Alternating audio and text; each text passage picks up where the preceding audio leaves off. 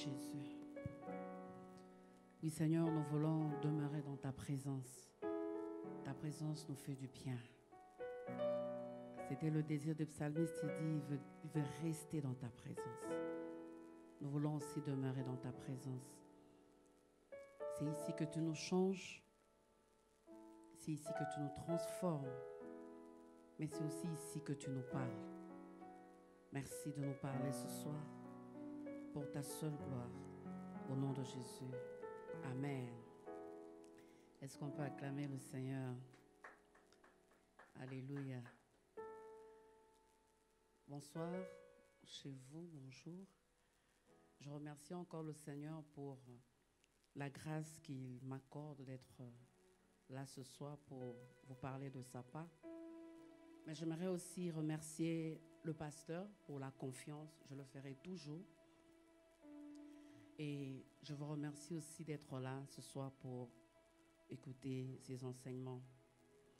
Alors que nous venons de terminer nos 3 mois de prière qu'on faisait chaque mercredi et chaque jeudi en jeûne et prière. Nous l'avons clôturé la semaine passée. Par la grâce de Dieu et avec l'aide du Saint-Esprit, nous commençons un thème, je dirais un grand thème aujourd'hui. Et ce thème, en fait, nous l'avons tiré dans l'évangile de Jean, où Christ lui-même est en train de se présenter comme je suis. Et nous allons parler par la grâce de Dieu, vraiment avec l'aide du Saint-Esprit, des 7 je suis de Dieu. Les 7 je suis de Dieu. Les 7 je suis de Dieu, nous le retrouvons dans l'évangile de Jean. Dans l'évangile de Jean, où notre Maître et Seigneur lui-même se présente en disant « Je suis le bon berger, je suis », on va le voir dans les jours qui viennent, par la grâce de Dieu. Et aujourd'hui, c'est vraiment une introduction par rapport à ce thème, une très grande introduction que j'aimerais faire. Et dans cette introduction, je veux parler de l'évangile de Jean d'une manière globale pour qu'ensemble nous puissions comprendre pourquoi Jean. Et deuxième chose que je veux dire pendant cette introduction, je vais donner les objectifs de notre enseignement. Quels sont les objectifs? Pourquoi est-ce que nous voulons parler de cette je suis de Dieu? Et troisièmement, nous allons parler de Jésus lui-même. Pourquoi Jésus? Pourquoi est-ce que nous voulons parler de Jésus? Et l'évangile de Jean, j'aime beaucoup les évangiles parce que ça parle de mon maître, de mon Seigneur, de ce qu'il a fait sur la terre. Et ce sont simplement quelques éléments parce qu'il y en a beaucoup. J'ai pris juste quelques éléments selon que chacun de nous peut faire des recherches par rapport à l'évangile de Jean. Et pour ceux qui ne savent pas, l'évangile de Jean est parmi les 4 évangiles dans la Bible, dans le Nouveau Testament, où Jésus est présenté comme le Fils de Dieu. Il est présenté comme le Fils de Dieu par Jean, l'auteur, le disciple de Jésus. Et Jean est identifié comme le disciple que Jésus aimait. Vous pouvez voir ça dans Jean 13, verset 23. Un des disciples, celui que Jésus aimait, était couché sur le sein de Jésus. Pour qu'une personne, je dirais entre guillemets, ait l'audace de s'appuyer sur le sein de quelqu'un, c'est-à-dire sur la poitrine de quelqu'un, il doit lui être très, très familier. Toujours parlant de l'auteur Jean comme le disciple que Jésus aimait, vous pouvez prendre Jean 19, le verset 26, Jean 20, le verset 2 et Jean 21, le verset 7. À l'instar des 3 premiers évangiles, c'est-à-dire de Matthieu, Marc et Luc, l'évangile de Jean est très unique. Les autres évangiles sont appelés synoptiques et l'évangile de Jean est appelé l'évangile johannique. Les 3 premiers évangiles racontent les faits, les récits d'une manière chronologique de la vie de Jésus. Mais Jean, au-delà de ça, fait une affirmation puissante de l'incarnation une démonstration du fait que Jésus était et est vraiment le Fils de Dieu envoyé du ciel. Au-delà de l'histoire, des histoires, Jean est en train de présenter d'une manière vraiment très exacte, il est en train d'affirmer la puissance de l'incarnation, la démonstration du fait que Jésus était et est le Fils de Dieu envoyé du ciel. Et il ajoute pour dire qu'il est la seule source de la vie éternelle. Donc il y a l'affirmation de la puissance de l'incarnation, la démonstration du fait qu'il est le Fils de Dieu et la seule source de la vie éternelle. L'évangile de Jean ne contient pas de généalogie, ni aucun récit de la naissance de Jésus, ni de son enfance, ni de sa tentation, la transfiguration, le choix de disciples. Les paraboles de Jésus ne sont pas mentionnées, ni même son ascension ou l'ordre missionnaire qu'il donne dans Matthieu 28. Il dit, allez, faites de toutes les nations les disciples. Tout ça, si vous lisez l'évangile de Jean, vous ne verrez pas ça. C'est ça, au fait, qui fait aussi son authenticité par rapport à d'autres évangiles. Et chaque chapitre de l'évangile de Jean nous montre la divinité de Jésus. Chaque chapitre. Ils sont introduits par la formule « je suis ». Et lorsque Jésus utilise cette expression « je suis », il veut tout simplement affirmer il va affirmer deux choses, sa prééminence et sa divinité éternelle. Lorsque Jésus se présente dans l'évangile de Jean comme Jésus, il veut présenter deux choses, sa prééminence et sa divinité éternelle. Au total, il y en a 7, je suis, qui feront l'objet de nos enseignements, je dis bien par la grâce de Dieu, parce que c'est tellement immense, dans les prochains mercredis qui suivront. Nous avons d'abord « Je suis le pain de vie » dans Jean 6, 35. « Je suis la lumière » Jean 8, 12. « Je suis la porte » Jean 10, 7. « Je suis le bon berger » Jean 10, 11. « Je suis la résurrection et la vie » Jean 11, 25. « Je suis le chemin, la vérité et la vie » Jean 14, 6. « Je suis le vrai cep » Jean 15, 1. « Je suis le pain de vie » Jean 6, 35. « Je suis la lumière » Jean 8, 12. « Je suis la porte » Jean 10, 7.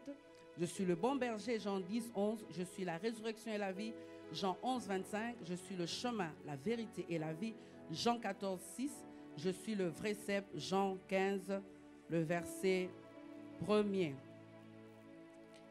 Et cependant, les différences que nous venons de noter par rapport à l'évangile de Jean et aux autres évangiles n'amènent pas de contradiction. C'est-à-dire, si nous lisons Matthieu, si nous lisons Marc, si nous lisons Luc, si nous lisons Jean, il n'y a donc pas de contradiction. Chaque évangile se complète.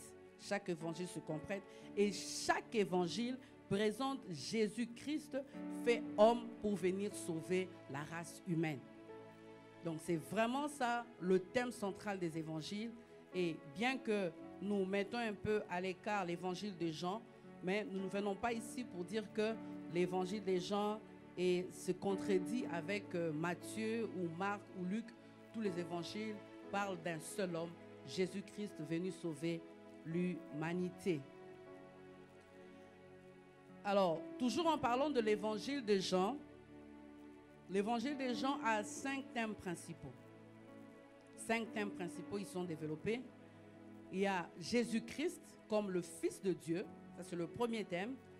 Pleinement Dieu, qui présente Jésus qui est pleinement Dieu.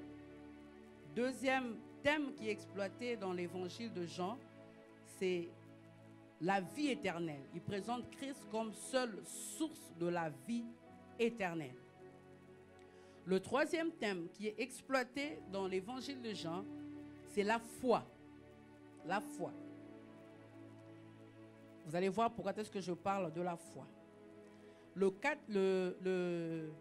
quatrième thème, c'est là qu'il y a le Saint-Esprit. Premier thème, Jésus-Christ, le Fils de Dieu, qui est pleinement Dieu. Deuxième thème, la vie éternelle. Troisième, simple et clair de la venue du Saint-Esprit. Jean 15 plutôt, Jean 14, qui est en train de parler de la venue de Christ, du Saint-Esprit. Et cinquième thème, c'est la résurrection. Cinquième thème, c'est la résurrection. Donc, le thème central de l'évangile de Jean, parce que chaque livre de la Bible a un thème central qui est tiré des textes même du livre. Et l'évangile de Jean, son thème central, nous le tirons dans Jean 20, 30 à 31. Jean 20, 30 à 31, qui dit ceci: Jésus a accompli encore, en présence de ses disciples, beaucoup d'autres signes qui ne sont pas décrits dans ce livre. Mais ceux-ci ont été décrits afin que vous croyiez que Jésus est le Messie et le Fils de Dieu, et qu'en croyant, vous ayez la vie en son nom. Il présente Jésus pour que les hommes et les femmes soient sauvés et reçoivent Jésus comme Seigneur et Sauveur. Donc, le thème central, comme je l'ai dit, vous allez le trouver dans Jean 20, 30 à 31. Donc, le verbe croire se retrouve 98 fois dans l'évangile de Jean. 98 fois. Et croire ici, dans l'évangile de Jean, a deux sens. C'est d'abord commencer à croire, c'est-à-dire quelqu'un qui vient à Christ pour la première fois, il doit commencer à croire. Et le deuxième sens de croire, c'est continuer à croire. Alors, simplement par la définition de ce verbe croire, c'est-à-dire le sens de ce verbe croire, nous comprenons directement l'objectif de l'évangile des gens, c'est-à-dire non seulement évangéliser, présenter Christ comme Fils de Dieu qui est venu sauver l'humanité, mais fortifier aussi ceux qui sont dans le Seigneur pour qu'ils puissent continuer à croire qu'effectivement, le Dieu qu'ils servent, c'est vraiment Dieu et Dieu dans toute sa plénitude. Alors, pour faire face à cette hérésie, c'est pour cela les anciens d'Asie sont venus voir Jean pour lui dire: tu as été témoin oculaire, c'est à toi d'écrire, c'est à toi de nous dire exactement qu'est-ce qui s'est passé. Parce qu'il y avait une hérésie très dangereuse qui doutait de la nature, de l'existence, je dirais même de la personne de Jésus et de sa divinité. Et au-delà du thème, parce que chaque livre a un sujet, le sujet central de livre de l'évangile de Jean, c'est donc la vérité. La vérité, c'est là que vous trouvez le passage pour les amoureux de la Bible, les lecteurs de la Bible, Jean 8, 32, qui dit: vous connaîtrez la vérité et la vérité vous affranchira. L'auteur, c'est donc Jean, qui était le disciple de Jésus, qui était un témoin oculaire. Alors, parlant de Jean, nous pensons que cet évangile, comme d'autres évangiles bien sûr, est vraiment authentique et nous devons croire à cela, non seulement parce que c'est la parole de Dieu, parce que les hommes ont parlé, inspirés, poussés par le Saint-Esprit. C'est pour cela que les hommes ont parlé. Et la Bible est esprit et vie. C'est pour cela que lorsque nous parlons des enseignements, nous ne pouvons que le tirer dans la parole de Dieu. Parlons de son auteur, nous tirons 5 choses.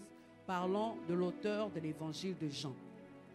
D'abord, nous croyons à ce qu'il dit parce qu'il est juif et il connaît les opinions contemporaines des juifs. Donc c'est un juif, il connaît les opinions contemporaines des juifs. Ça, c'est la première chose qui me fait croire vraiment, au-delà du fait que la Bible est la parole de Dieu, qui me fait certifier que ce que Jean a dit est vraiment la vérité. Parce qu'il était juif et il connaissait les opinions contemporaines des juifs. Deuxième chose que je peux retenir de l'auteur de Jean, c'est qu'il est un juif palestinien. Donc, il possède une connaissance approfondie des lieux. Il connaît les lieux. Donc, lorsqu'il est en train de parler des lieux, lorsqu'il est en train de parler de Cana, de tout ce que le Seigneur a fait, il sait ce qu'il est en train de dire parce qu'il maîtrise très bien les lieux, la Palestine. Troisième chose, c'est que l'auteur est un témoin oculaire. Il donne les détails essentiels par rapport à l'histoire. Il est beaucoup plus détaillé. Il donne des détails essentiels. Pourquoi? Parce qu'il a été avec Jésus. Il a vécu avec Jésus lorsqu'il est venu sur la terre. Mais le fait qu'il soit venu sur la terre n'a pas enlevé en lui sa divinité. Il est resté Dieu. Bien qu'il était sur terre, il est resté Dieu. Alors, je crois que ce témoin oculaire, nous devons le croire parce qu'il a vécu avec Jésus. Quatrième chose que nous pouvons retenir de l'auteur, c'est que c'est un apôtre. Il connaît intimement les pensées et les sentiments des 12. Il était parmi les 12 apôtres. Il connaissait, c'est-à-dire au-delà des paroles que nous pouvons lire dans la parole de Dieu, Jean pouvait saisir la pensée, l'esprit des paroles de son maître parce qu'il vivait avec son maître. N'est-ce pas que lorsque nous vivons avec quelqu'un pendant longtemps, que ce soit un proche, je dirais un père, une mère, je dirais mieux une relation intime avec un homme, une femme, un homme marié. N'est-ce pas que tu sauras que même lorsque il est en train de dire oui, je sais qu'au fond, il est en train de me faire comprendre qu'au fait c'est non. Pourquoi? Parce que je le connais. C'est-à-dire, on perçoit la personne, on comprend la personne au-delà des mots, au-delà des gestes. Et ici, Jean, parce qu'il était encore l'intime de Jésus et qu'il était très proche de Jésus, donc il connaissait mieux les pensées et les sentiments de son maître. Quatrième chose qui nous pousse encore à croire par rapport à l'auteur, c'est que c'était le disciple que Jésus aimait. Jésus l'aimait. On le mentionne, on le dit, et je vous ai donné les passages bibliques par rapport à cela. Et je crois qu'il y avait comme une interaction, je crois qu'il y avait comme on dirait dans le langage courant de la jeunesse, un feeling avec Jésus et qu'il pouvait très bien percevoir. Là, je sais ce que mon maître veut me dire. Là, au-delà des signes, au-delà des miracles, je peux comprendre le message qu'il veut me donner. Et ici, Jean est en train de s'adresser à deux catégories de personnes. Premièrement, Jean s'adresse aux non-croyants afin qu'ils croient en Jésus, afin qu'ils acceptent Jésus comme Seigneur et Sauveur. Et aussi, il parle aux croyants afin de fortifier les fondements de leur foi et de persévérer face aux faux enseignements. Bien-aimés, encore aujourd'hui, je crois que tous ces enseignements tombent à propos parce que nous sommes au temps de la séduction où il y a tellement d'enseignements et nous ne prétendons pas connaître tout, mais nous venons par la grâce de Dieu et avec l'aide du Saint-Esprit présenter ce que la Bible nous dit par rapport à notre maître, ce qu'il était réellement par rapport à nous. Mais aussi, les enseignements, la parole de Dieu nous sert, ça nous aide à nous fortifier dans les moments durs, dans les moments difficiles, et ça aide aussi à fortifier notre foi. Parce que notre foi doit être basée sur la parole de Dieu. Notre foi ne doit pas être basée sur les expériences de la vie. Notre foi ne doit pas être basée sur telle chose ou telle chose qui a été dit par tel ou tel serviteur ou servante de Dieu. Notre foi à nous est basée sur la parole de Dieu. Alors Jean est en train de démontrer la divinité de Jésus. C'est là que nous avons les 8 miracles de Jésus. Et d'autres commentateurs parlent de 7 signes, toujours dans le livre de Jean. Dans le livre de Jean, c'est là que nous avons les 7 discours de Jésus. Si vous lisez le livre de Jean, vous allez voir les 7 discours de Jésus qui dévoilent son identité. Et par rapport à ce qui nous concerne, c'est dans le livre de Jean que nous retrouvons les 7 déclarations qui détiennent d'une manière claire la place de Jésus dans la rédemption de la race humaine. Donc, toutes les 7 déclarations que par la grâce de Dieu, nous allons pouvoir sonder au travers des Écritures pendant ces mercredis que le Seigneur va nous accorder, c'est tout simplement des déclarations qui mettent Jésus au centre de la rédemption de la race humaine. Bien-aimés, il n'y a que Jésus. La solution à tous les problèmes de la race humaine, c'est Jésus. C'est Jésus sur tous les plans, c'est Jésus et c'est Jésus seul. Parlons toujours de l'évangile de Jean. Son plan aussi est unique. Je n'ai pas pris tout le plan, mais le plan de Jean, de l'évangile de Jean est unique. Il commence par un prologue. Un prologue, c'est comme un avant-propos. Il commence par un prologue, parlant de la première venue du Fils de Dieu, et il termine par un épilogue. Un épilogue, c'est rien d'autre qu'une conclusion.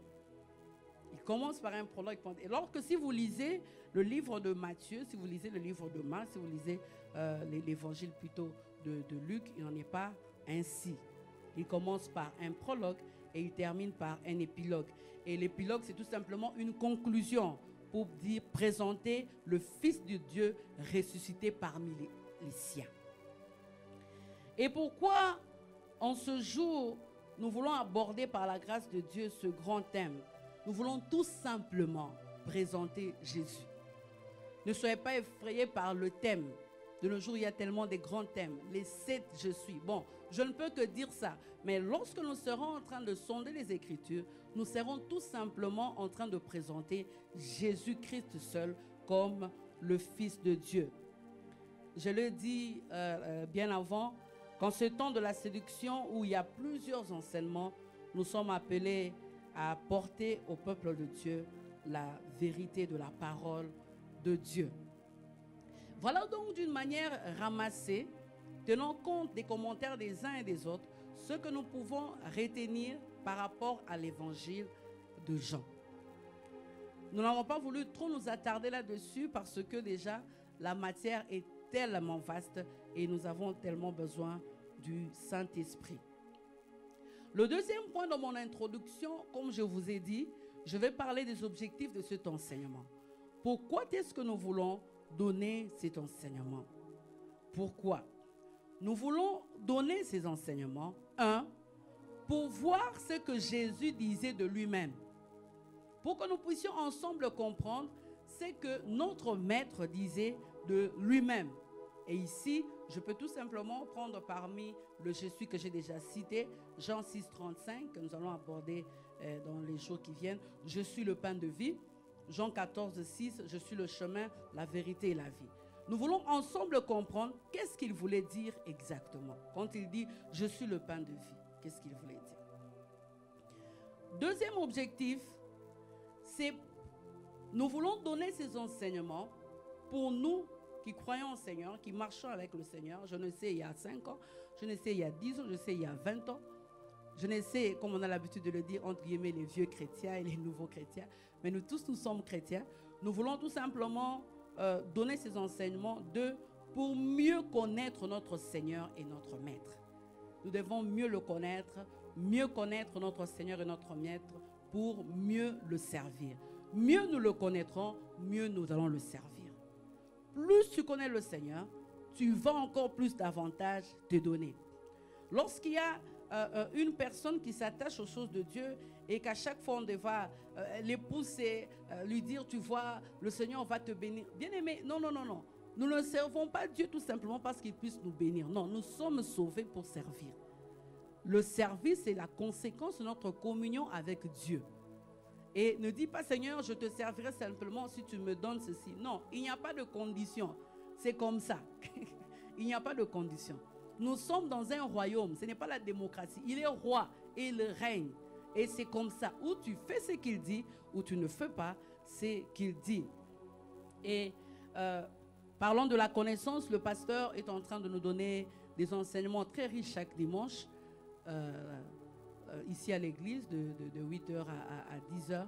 Les bienfaits de la connaissance.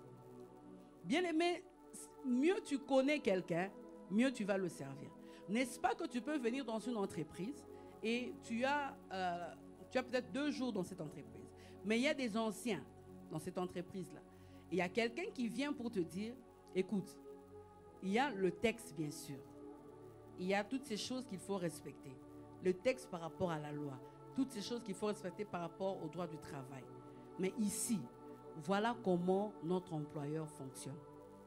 Voilà comment il fonctionne. Je veux te dire qu'il fonctionne comme ça.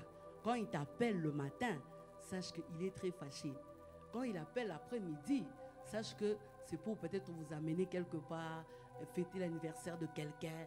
Donc, c'est-à-dire les gens qui travaillent avec lui, le sert tellement mieux encore, il arrive à satisfaire le cœur de son employeur. Pourquoi? Parce que le temps qu'il a mis à travailler avec lui l'a aidé à mieux le connaître davantage. Et bien aimé, tu as combien d'années avec le Seigneur? Tu as combien d'années avec le Seigneur? Et bien aimé, c'est chaque jour que nous voulons le connaître. Nous n'allons jamais le connaître assez. Personne ne dira, moi en tout cas je connais la plénitude de Dieu. Donc là, en tout cas je n'ai plus besoin de connaître. Non, non, non, non. Nous connaissons en partie comme la Bible dit. Mais vous allez voir que dans cet exemple que j'ai donné, si tu respectes ce qu'on t'a dit au-delà des droits du travail, tu verras que tu resteras longtemps dans cette entreprise. Parce que les gens qui ont travaillé avec lui, ils le connaissent mieux. C'est pour cela, mieux tu connais la personne, mieux tu vas vivre avec lui. N'est-ce pas que dans le couple, nous avons des couples où nous disons, ah, comment est-ce qu'il fait pour vivre avec cet homme? Moi, je ne saurais pas. Et puis tu vois la femme qui dit, ah, je le connais, ah, il ne va rien faire. Pourquoi? Parce qu'il le connaît tellement. Il sait que quand il se fâche là, il ne s'est pas vraiment fâché. Il est seulement en train de manifester son mécontentement, mais ce n'est pas vraiment la colère. Et j'aimerais que nous puissions lire un passage par rapport à ça. Philippiens 3, 7 à 11. Philippiens 3, 7 à 11 dit ceci. C'est Paul qui est en train de parler. Mais ces choses qui étaient pour moi des gains, je les ai regardées comme une perte à cause de Christ. Et même je regarde toutes choses comme une perte à cause de l'excellence de la connaissance de Jésus-Christ, mon Seigneur, pour lequel j'ai renoncé à tout. Et je les regarde comme de la boue afin de gagner Christ. Et d'être trouvé en lui, non avec ma justice, celle qui vient de la loi, mais celle qui s'obtient par la foi en Christ. La justice qui vient de Dieu par la foi. Afin de connaître Christ et la puissance de sa résurrection et la communion de ses souffrances, en devenant conforme à lui dans sa mort, pour parvenir, si je puis, à la résurrection de mort. Ici, Paul, le livre de Philippiens, Paul l'écrit alors qu'il est en prison. Il est en train de fortifier les chrétiens et il est en train de dire que pour lui, tous les avantages qu'il avait avant de connaître le Seigneur dans le judaïsme, il le voit maintenant comme des pertes. Toute cette réputation-là, toutes ces marques de confiance, toute la réputation qu'il avait, parce qu'il connaît vraiment le Seigneur, il s'est dit, je n'ai pas à m'attacher à ces choses parce que je connais mieux le Seigneur. Et il s'identifie à Jésus et il est prêt à tout renoncer. Tu vois que c'est une personne qui connaît tellement son maître qu'il est prêt à renoncer à tout pour lui. Bien-aimé, la connaissance de Dieu t'amènera au renoncement des choses qui t'éloignent de Dieu. Troisième objectif, c'est pour évangéliser tout simplement. Évangéliser, c'est tellement simple, c'est simplement pour évangéliser. Et j'aime ce passage de 2 Timothée 1, le verset 1. C'est Paul qui est en train de se présenter alors qu'il est en train de parler à son fils Timothée. 2 Timothée 1, le verset 1, il dit « Paul, apôtre de Jésus-Christ, par la volonté de Dieu, pour annoncer la promesse de la vie qui est en Jésus-Christ. » Bien-aimé, c'est tout simplement pour annoncer la promesse de la vie qui est en Jésus-Christ. Ne soyez pas épatés par peut-être les commentaires, par toutes ces choses, mais celui que nous voulons présenter, celui que nous voulons élever, c'est Jésus qui a la promesse de la vie.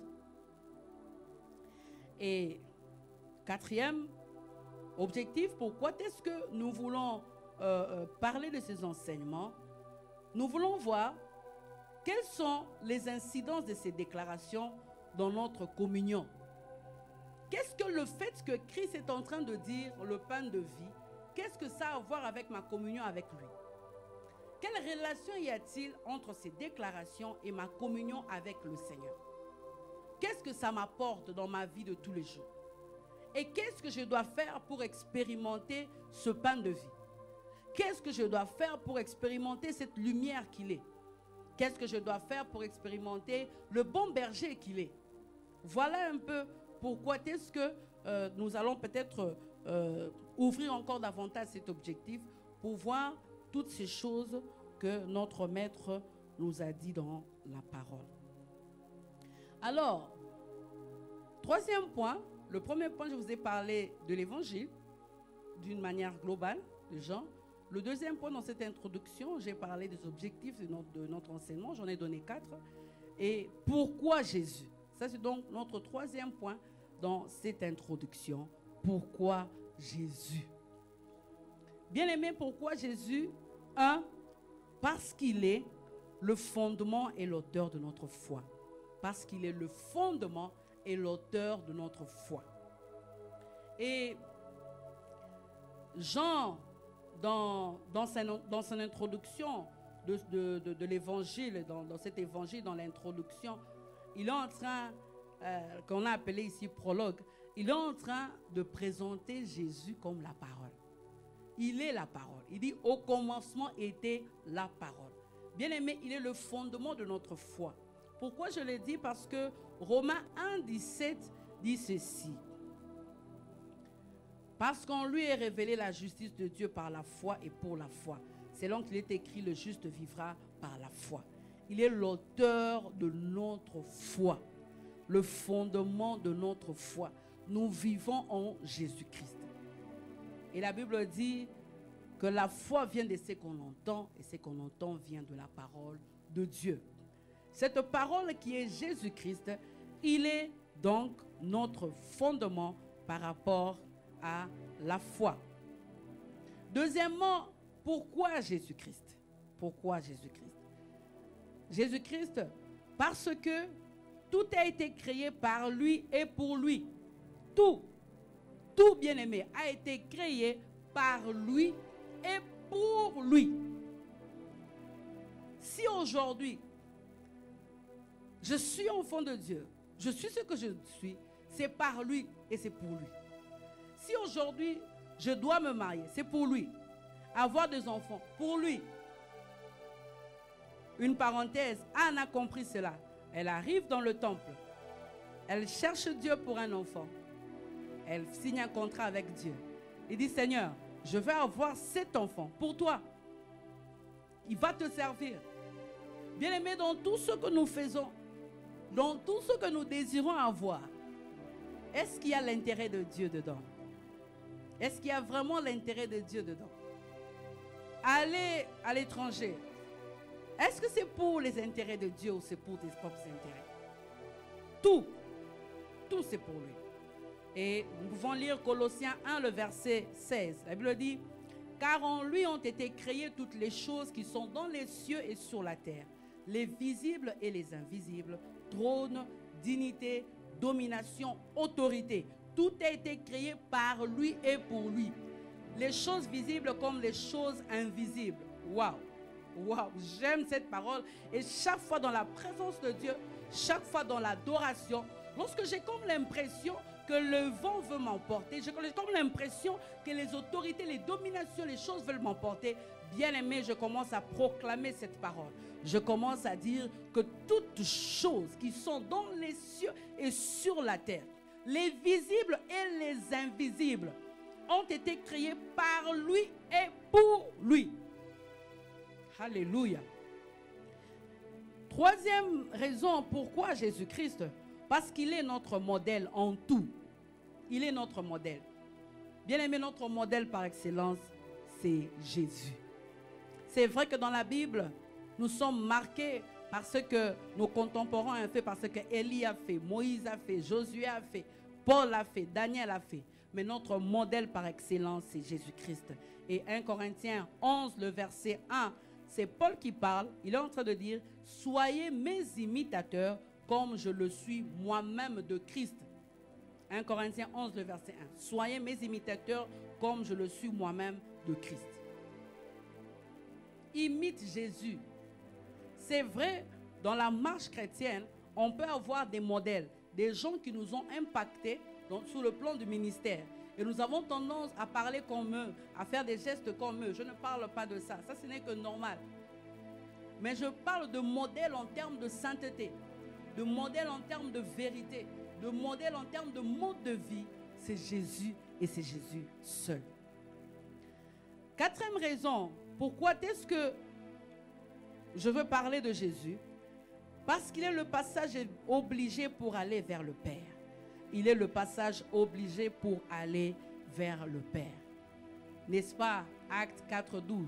Il n'y a dans le ciel aucun autre nom. Aucun autre nom, bien-aimé. Il n'y a que le nom de Jésus. Il n'y a que le nom de Jésus. Et nous devons le comprendre et le saisir, qu'il n'y a que le nom de Jésus. Et pour ma vie, et pour mes enfants, et pour mes études, et pour mes fiançailles, il n'y a que le nom de Jésus. Jean 14:6. Après qu'il ait dit, je suis le chemin, la vérité, la vie, il dit, nul ne vient au Père que par moi. Il est vraiment le passage obligé. Tu ne peux pas connaître le Père sans connaître Jésus. C'est impossible. L'autre raison, je crois que c'est la cinquième raison, parce que ce soit dans l'Ancien Testament, comme dans le Nouveau Testament, dans la Bible, un seul nom est au centre de la Bible, c'est Jésus. Que ce soit dans l'Ancien Testament, comme dans le Nouveau Testament, un seul nom est au centre, c'est le nom de Jésus. L'Ancien Testament ne parle que de Jésus, et le Nouveau Testament ne parle que de Jésus. Il est le personnage central de la Bible. C'est pour cela, je ne peux que présenter Jésus et Jésus seul. Et 1 Timothée 2, le verset 5. 1 Timothée 2, le verset 5 dit, car il y a un seul Dieu et aussi un seul médiateur entre Dieu et les hommes, Jésus-Christ, homme. Il est le seul, bien-aimé. Il est le seul. Et une parenthèse, je ne sais pas dans quelle difficulté tu peux te retrouver. Je ne sais pas dans quelle situation tu peux te retrouver ce soir, alors que tu es en train de m'écouter. Bien-aimé, le seul chemin obligé pour traverser les cieux, pour rencontrer le Seigneur, c'est Jésus. Et c'est Jésus seul. Sixième, pourquoi Jésus? Parce que nous ne devons pas continuer à spéculer sur sa personne sans avoir le temps d'ouvrir les Écritures et de voir ce qu'il dit de lui-même. Pour arrêter les spéculations, nous devons arrêter les spéculations et ouvrir la Bible. Bien-aimé, à chaque fois que dans ta marche chrétienne, il y a des choses que tu ne comprends pas, la Bible est là. La Bible a la réponse à tout. Parce que nous devons arrêter les spéculations et ouvrir, voir dans la Bible ce que notre Maître dit de lui-même. Et la dernière réponse par rapport à pourquoi Jésus? Parce qu'il est le chemin, la vérité et la vie. Vous voyez que la Bible se complète. C'est en même temps dans notre grand thème, mais ici ça se retrouve parce qu'on ne peut définir Dieu que par Dieu lui-même. Et c'est par sa parole, parce qu'il est le chemin, la vérité et la vie. Il n'est pas un chemin, il n'est pas une vie quelconque, il n'est pas une vérité. Il est le chemin. Il est le chemin ici dans le Haut-Katanga. Il est le chemin en Afrique du Sud. Il est le chemin à Kinshasa. Il est le chemin pour tout homme. C'est lui qui reste le chemin par excellence. Il n'y a que le nom de Jésus. Il est la vérité par excellence parce que tout ce qu'il dit est vrai. Tout ce qu'il dit est vrai. Et il est la vie. La vraie vie, nous l'avons qu'en Jésus et en Jésus seul. Bien-aimés, nous avons sûrement dans l'histoire de nos vies passé des moments agréables avec des amis. Mais est-ce que tu ne t'es pas rendu compte que les amis que tu as appelés amis hier sont devenus des vieux amis? Et qu'aujourd'hui, ce ne sont pas vraiment tes amis. Peut-être la distance, peut-être les circonstances ont fait que vous n'êtes plus ensemble. Mais il y a un qui reste l'ami en tout temps. Et il s'appelle Jésus. Celui-là, il donne la vie. Il ne la donne pas comme si tu avais l'argent aujourd'hui qui va se terminer. Non, ce n'est pas ça. C'est la vie en tout temps. C'est Jésus-Christ. Et il a vécu une vie qui me fascine. Vraiment une vie qui me fascine sur la terre. Il a vécu une vie qui me fascine vraiment, vraiment sur la terre. Il y a un bien-aimé, alors que nous avions la réunion, le culte de prière des enfants à l'église. Les enfants de l'école de dimanche. Et il y a une monitrice qui avait fait un discours qui m'a beaucoup touché. Et j'aimerais prendre juste quelques points. Elle a parlé de Jésus. Ensemble, nous voulons voir ce qu'elle a dit. À la fin, je l'ai même appelée, j'ai dit, où est-ce que tu as tiré tout ça? Elle m'a dit, non, c'est mon frère, au fait, qui a réfléchi. J'ai dit, non, j'ai vraiment besoin de ça. Alors, je prends juste quelques phrases. Il dit, en parlant de Jésus, il dit, c'est une personne dont l'aura et la réputation ont transcendé l'imaginaire des hommes. Il dit, c'est une personne qui n'a vécu que 33 ans sur terre, qui a circulé dans un territoire pas plus grand que le Haut-Katanga, mais dont le nom est célébré en Laponie au pôle Nord et adoré jusqu'aux îles Malouines au pôle Sud. Dans le monde entier, on célèbre Jésus, un nom connu. C'est une personne qui n'a jamais utilisé Facebook ou WhatsApp, Instagram ou Twitter, mais qui a plus de followers que tous les abonnés des réseaux sociaux réunis. Alléluia. Il n'a pas besoin de WhatsApp, il n'a pas besoin de Facebook ou de Twitter. J'aime, like. Il n'a pas besoin de ça. Il s'appelle Jésus. Est-ce qu'on peut acclamer pour ce Dieu? Alléluia. Il continue pour dire, c'est une personne qui n'a jamais détenu une chaîne de télévision, ni possédé une radio. Une personne qui n'a jamais été la star d'un show télévisé, ou même participé à une télé-réalité. Mais pour qui les documentaires, des films, des spots télé, des documentaires d'enquête, des reportages, des émissions, des annonces ne cessent de défrayer la chronique. Même les gens qui disent qu'ils croient pas en Jésus, en fait, c'est parce qu'ils croient en lui qu'ils font des recherches pour prouver qu'il n'existe pas. Parce qu'en fait, il existe. C'est pour cela qu'ils font tous ces documentaires pour nous dire qu'il n'existe pas. C'est une personne tellement importante que même le temps en a fait son point focal pour définir l'histoire et l'existence. De telle sorte que pour parler de l'histoire de l'humanité, on parle par rapport à l'avant Jésus et après Jésus. On ne peut pas parler du temps. Le calendrier, le jour de sa mort, tout a été ramené à zéro.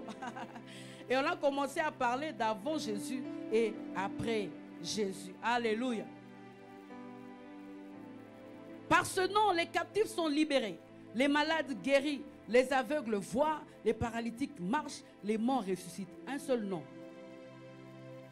Ce nom qui met l'enfer sens dessous, qui pulvérise les œuvres des ténèbres et confond les plus prétentieux des hommes.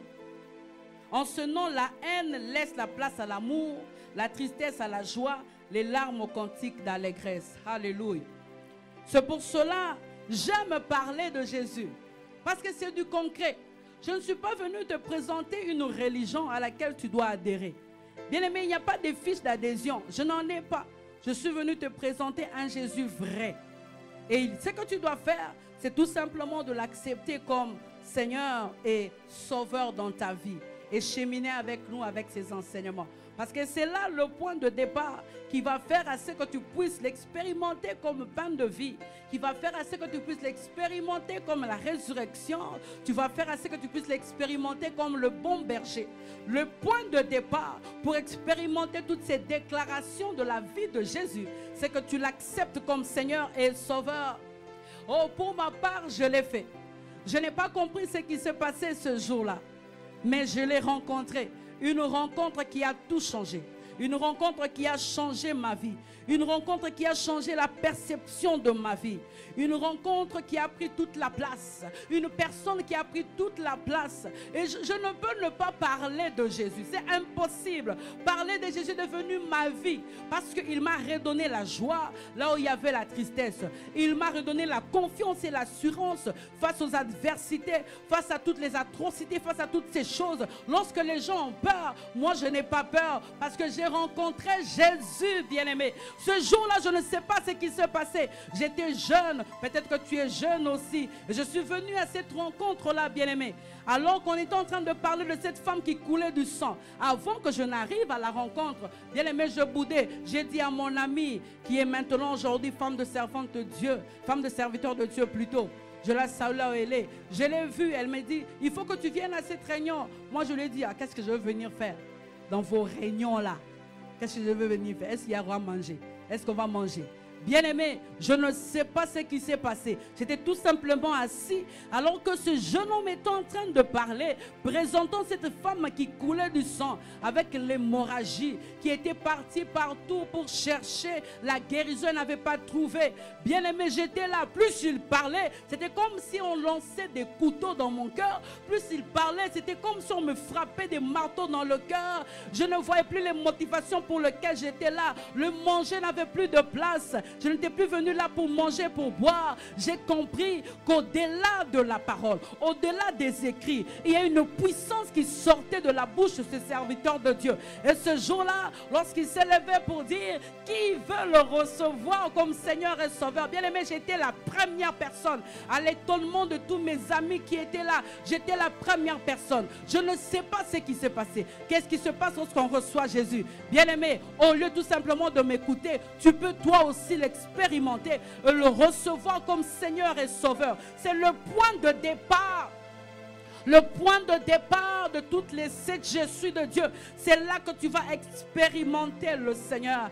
Bien-aimé, je l'ai reçu. Je ne sais pas ce qui s'est passé. J'ai pleuré. Je ne faisais que pleurer. Ça n'arrêtait pas. J'ai compris qu'il y avait quelque chose qui était entré en moi. Le fait que je puisse dire, Seigneur, je te reçois comme Seigneur et Sauveur. Viens régner dans mon cœur. Bien-aimé, je n'étais plus la même personne. Les choses anciennes sont passées et toutes choses sont devenues nouvelles. Des choses que moi-même j'ai expérimentées. Je ne te parle pas de mon voisin. Je ne te parle pas de ma soeur ou de mon frère. Je te parle de moi-même. J'ai expérimenté ce Dieu bien-aimé. Oui, c'est vrai, les épreuves sont là, les vagues sont là, les vallées, toutes ces choses, les montagnes. Mais avec Jésus, il me donne la force. Il me donne la force d'aller de l'avant. Il me donne la force de progresser, bien-aimé, dans ce monde corrompu, dans ce monde qui va de mal en pis et qui ne va pas changer. Tu as besoin de Jésus.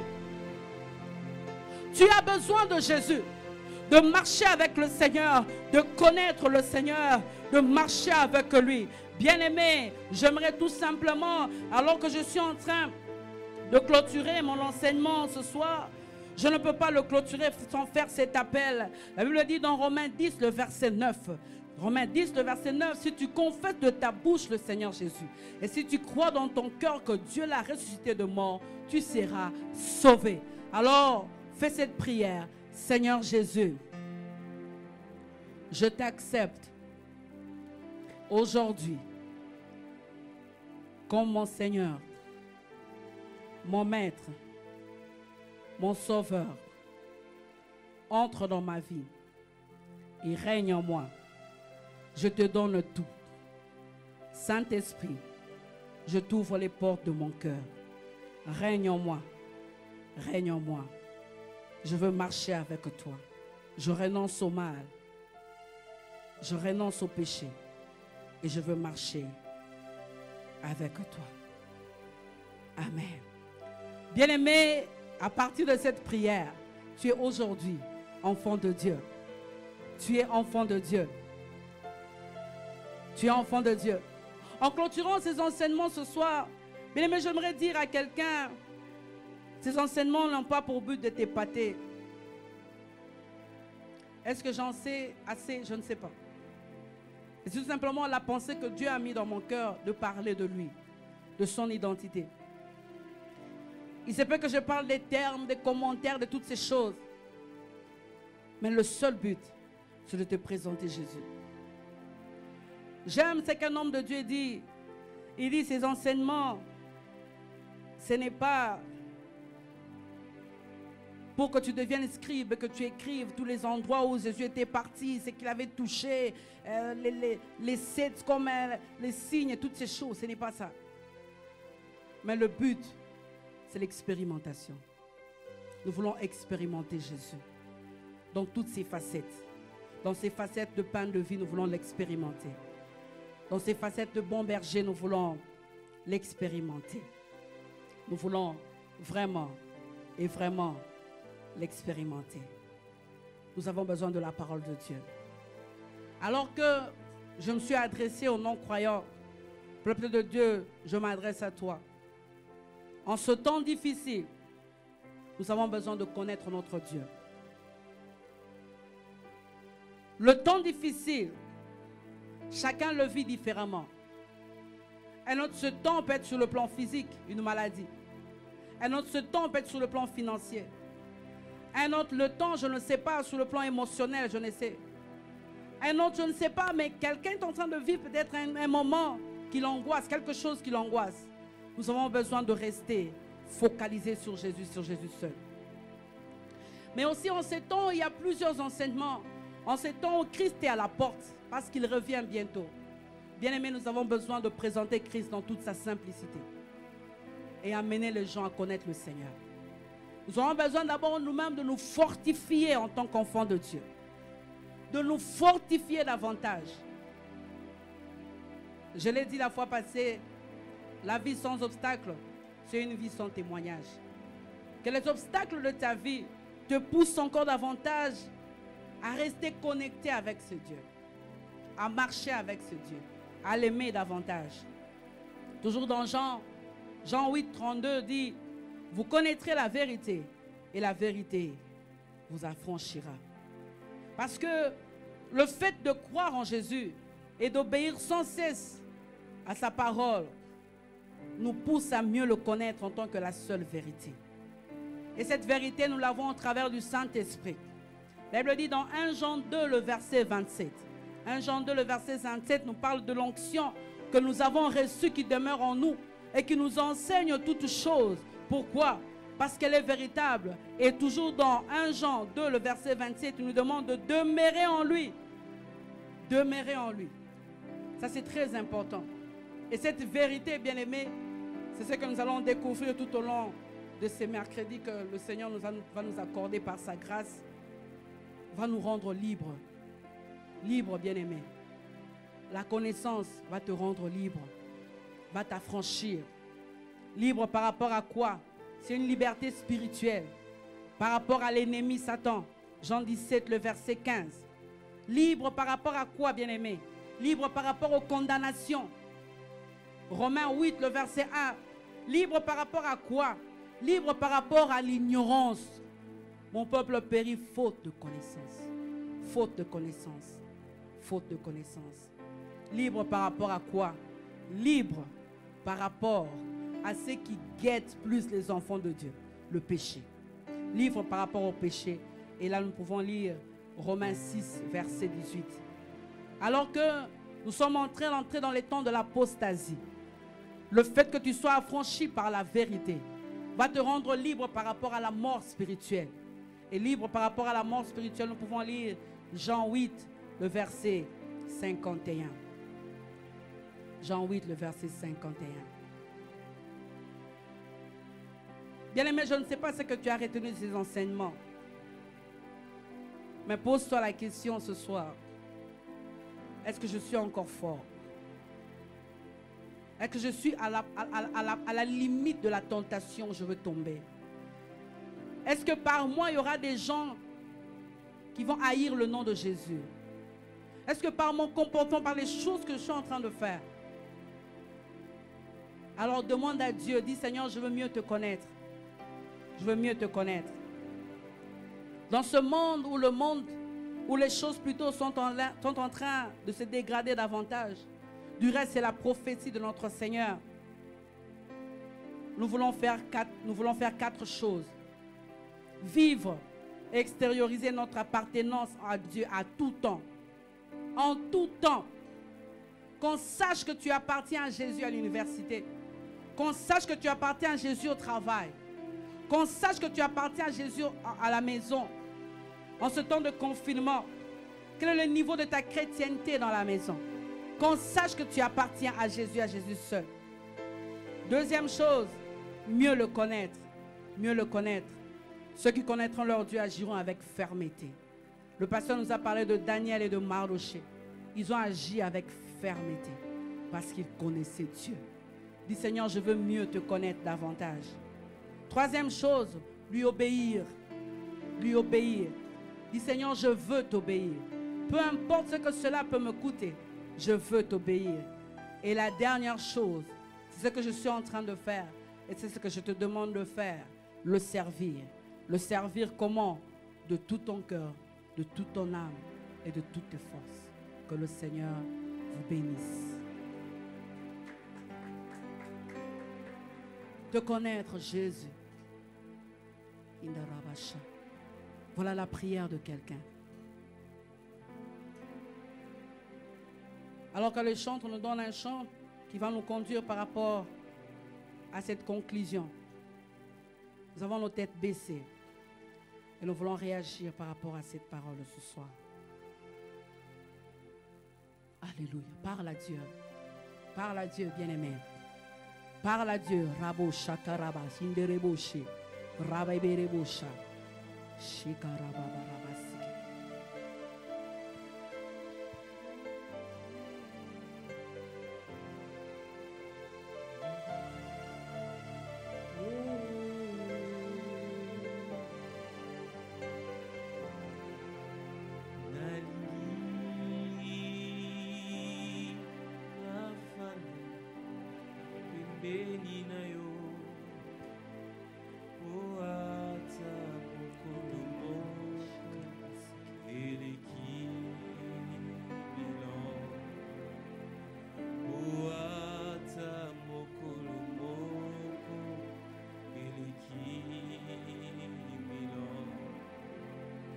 Nalingi